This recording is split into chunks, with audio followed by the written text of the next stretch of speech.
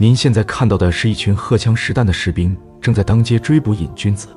这里是世界上毒品最泛滥的地区，没有之一，连金三角都自愧不如。即使是在国外记者的镜头下，他们也丝毫不会掩饰对这些吸毒者实施暴力。欢迎大家来到边缘纪录片。本期内容让我们深入亚洲中部的内陆国家阿富汗。近代40多年的战争导致这个国家日益衰败。自1979年苏联入侵阿富汗后，罂粟便开始在战乱的阿富汗被大范围种植。此次入侵被认为是苏联对外政策的重大失败，也是其由盛转衰以致解体的原因之一。这场战争造成的阿富汗死亡人数估计为67万到200万之间。阿富汗一度占领了全球90%以上的毒品市场，是全球最大的毒品生产与输出国。毒品经济占据了国民经济的半壁江山，素有毒品之国的别称。在巨额利润面前，任何改变似乎都是徒劳无功。即便如此，阿富汗依然属于世界最贫穷的国家之一，他们每年都需要从外国进口粮食，上百万妇女和儿童长期营养不良。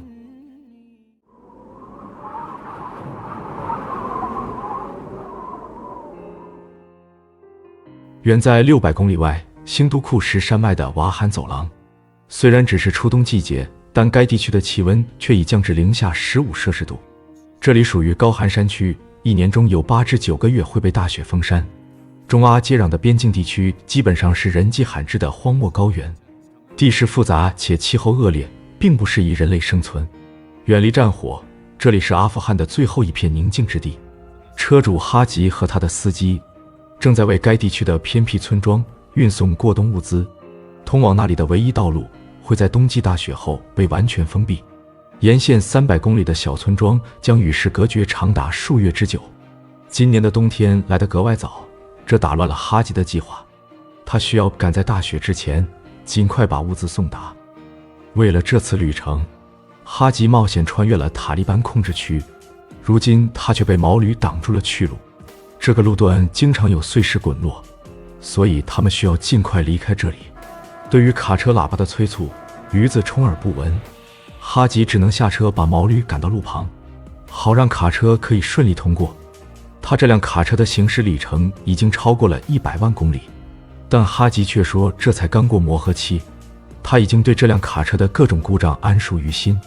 哈吉在这条危险且辛苦的运输线上已经跑了15年，如今年事已高，他刚刚聘请了一名年轻人来当司机。为防止边境走私，这里设置有检查站，他们会象征性地询问一下，运输的物品就会放行。瓦罕走廊是中阿两国之间一条呈东西方向的狭长地带，历史上属古丝绸之路的一部分，曾是中国领土，也是华夏文明与印度文明交流的重要通道。瓦罕走廊长约400公里，东西走向，其中在中国境内长约100公里，其余300公里在阿富汗境内，最宽处约75公里，南北宽约3至5公里，最窄处不足1公里。10几年来，哈吉来往于这条运输线，为沿线偏远村庄提供最基本生活物资保障，比如食盐和面粉。冬天这里的气温会降至零下30摄氏度。哈吉说这里的村民都很善良，他的每次交易都很顺利。有些困难的村民欠他钱长达10年之久，但他们最后都会归还。这次他运来的货物种类非常丰富，吃的有蔬菜，还有面粉和大米，用的有火柴、肥皂、马鞍，还包括发电机和汽油等物品。他们使用的货币是阿富汗尼，100阿富汗尼能兑换7元人民币。在这里，他们除了使用钞票外，以物易物也是他们的主要交易方式。这位村民用了17公斤奶酪，换来21公斤的洋葱和一双胶鞋。大家觉得这笔交易划算吗？哈吉的这趟旅程并未结束，而远在首都喀布尔的瘾君子被逮捕后，也将面临着精神和肉体的双重折磨。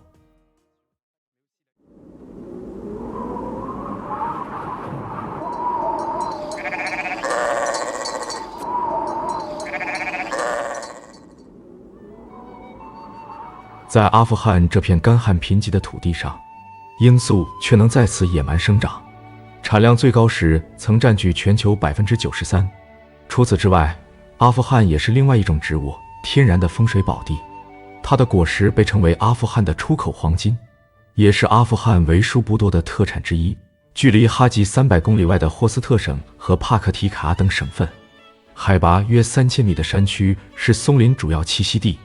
这座几乎横贯阿富汗的兴都库什山脉是中亚气候的分水岭，在高山雪水的滋养下，加之光照充足，当地松子松仁饱满，口味丰富，品质出众，远近闻名。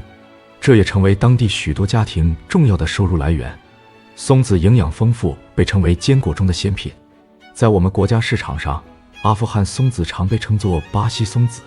其实，巴西松子是巴基斯坦西部地区松子的简称。实际上，其中许多松子采购自阿富汗。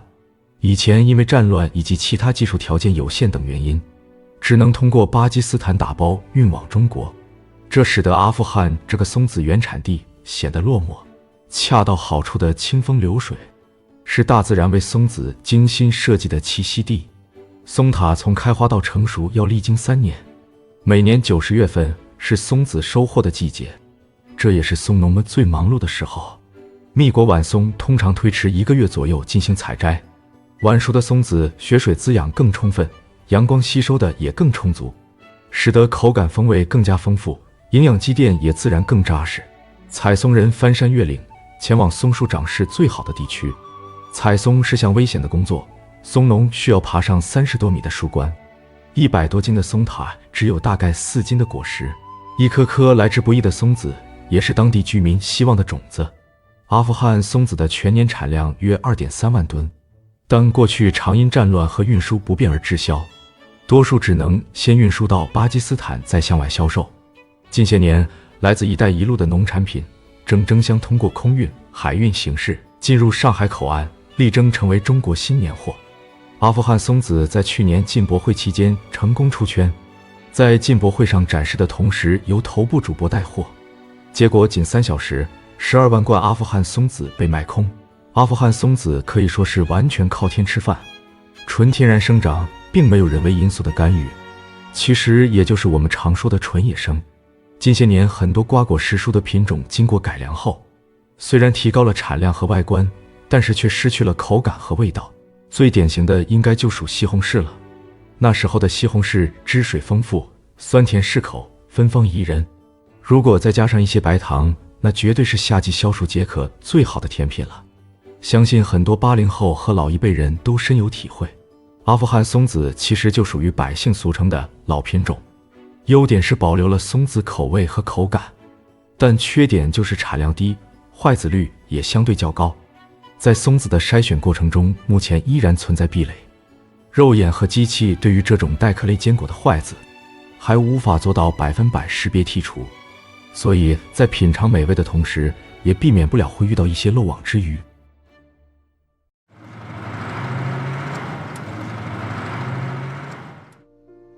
此刻哈吉和他的司机还颠簸在瓦罕走廊300公里的运输线上，沿线零星坐落着几个小村庄，村民们都需要他的物资来度过漫漫寒冬。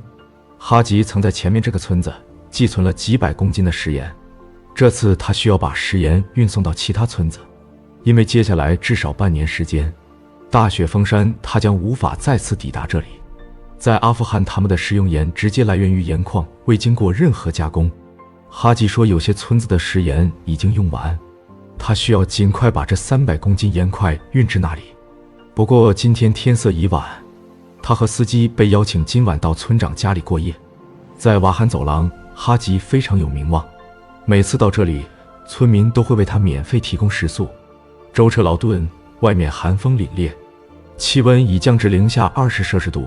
村长为他们架起了炉火，并为他们准备了热腾腾的饭菜。在闭塞偏僻的瓦罕走廊，物资匮乏，村民为他们准备了烤馕，并搭配米饭和土豆。这顿晚饭虽然朴素，但可以洗去一路的疲劳。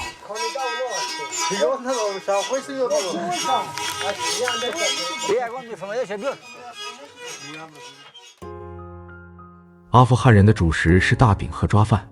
大饼是用小麦和玉米搭配晒干的桑葚及豌豆磨成面烘烤而成。饼有带馅和不带馅2种，但不管是哪一种，烤熟的饼香气扑鼻，撕着吃或是加烤羊肉吃都别具风味。抓饭是将油倒入锅内烧热，之后加入胡萝卜丝和葱末煸炒，然后加水并放入羊油和盐，待烧开后再放大米，焖熟后装盘，撒上柠檬汁、辣椒或其他调料即可食用。根据世界卫生组织公布的信息，阿富汗人均预期寿命只有59.8岁，远远低于世界人均寿命。如果说阿富汗是全球最健康的国家，你可能会觉得不可思议。一家英国机构通过分析全世界各个国家的人均年饮酒量、吸烟量和肥胖率，得出了一份全世界健康程度的榜单。出乎意料的是，阿富汗被评为全世界最健康的国家，而在全球最不健康国家的排行中，美国排在前10。不知道大家对这份榜单是否认可呢？经过一夜休整，清晨司机早早起床，开始为接下来的旅程做准备。因为晚上温度低，他们使用的劣质柴油已经被冻结，卡车无法启动。司机此刻点燃柴火，通过烘烤发动机可以解决这个问题。不过这样的操作也有一定的风险。其实在大部分国家，车主会根据气温变化给车辆更换凝固点更低的油品。0号柴油的凝固点为0摄氏度，负10号柴油凝固点是零下10摄氏度。加热发动机可用发动机自带专用加热棒加热，或用热水泼发动机底壳。用明火来烘烤油箱或是发动机底壳，容易引发火灾等意外事故。在这里不建议大家效仿。简单处理后，他们发动了卡车，并踏上了接下来的旅程。越深入走廊，路况也变得越差，路面被积雪覆盖，且道路也越来越窄。10几年来，哈吉在这条路上从未出过事故，但此刻他对新雇来的年轻司机感到担忧。他觉得在这种路况中不能走得太快，这里的道路很窄，勉强能使他们的卡车通过。旁边是落差深达100米的悬崖，遇到对向来车只能后退至路面宽一点的区域。在这样的道路上倒车也是非常危险。经过询问，得知前方路段状况很糟，他们需要谨慎驾驶。在这条路上，哈吉一向谨慎，但年轻的司机觉得状况并不算太糟，这使得哈吉很生气。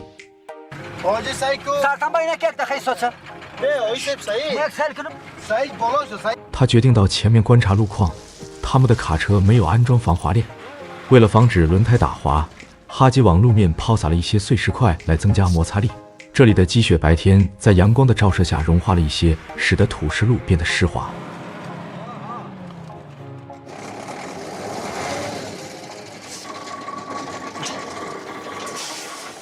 他们的卡车发生了打滑和溜车，路旁也没有任何掩体保护，如果车辆失控，那将十分危险。他们决定在路面上铺洒一些土石来防止轮胎打滑。现在他们所处的位置海拔为3500米，哈吉此刻感到精疲力尽。一般人体在海拔3000米以上的高原，暴露于低压低氧环境中后，就会产生各种不适。这个高度是随着个人的体质不同而有所不同的。